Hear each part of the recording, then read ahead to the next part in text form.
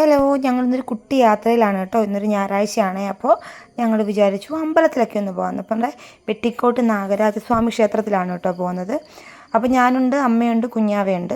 അപ്പോൾ ഞങ്ങൾ വേറൊരു വഴി കൂടെ കേട്ടോ പോയത്. കുറച്ച് കണ്ടൊക്കെയുള്ള വഴി കൂടെ. കാരണം എനിക്ക് ഈ കട്ടറുള്ള റോഡിൽ കൂടെ പോകാൻ പറ്റാത്തതുകൊണ്ട് കുറച്ച് നല്ല റോഡിൽ കൂടെ കൊണ്ടുപോയി. നമ്മൾ ചെന്ന് നിന്നത് ഈ അമ്പലത്തിൻ്റെ ഏതോ ഒരു വശത്തായിരുന്നു കേട്ടോ. ഞാൻ ഇത്രയും നാളും പോയിട്ടുള്ളതല്ലാതെ വേറൊരു വശത്ത് എവിടെയാണെന്നോ വഴിയൊന്നും ഒന്നും അറിയില്ല കേട്ടോ. അപ്പോൾ അതിൻ്റെ ഇല്ലമായിരുന്നെന്ന് തോന്നുന്നു ഇതിന് അപ്പുറത്ത്, എനിക്കറിയത്തില്ല കേട്ടോ.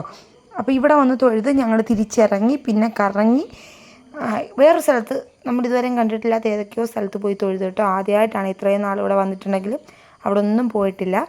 അപ്പോൾ ദേ ഇത് കാണുന്നത് ഇല്ലം പോലൊക്കെ ഇരുന്നു കേട്ടോ. അവിടെ പ്രാർത്ഥിക്കാൻ പ്രതിഷ്ഠ അതൊക്കെ ഉണ്ട്, പക്ഷേ എന്താ സംഭവം എന്ന് എനിക്ക് മനസ്സിലായില്ല.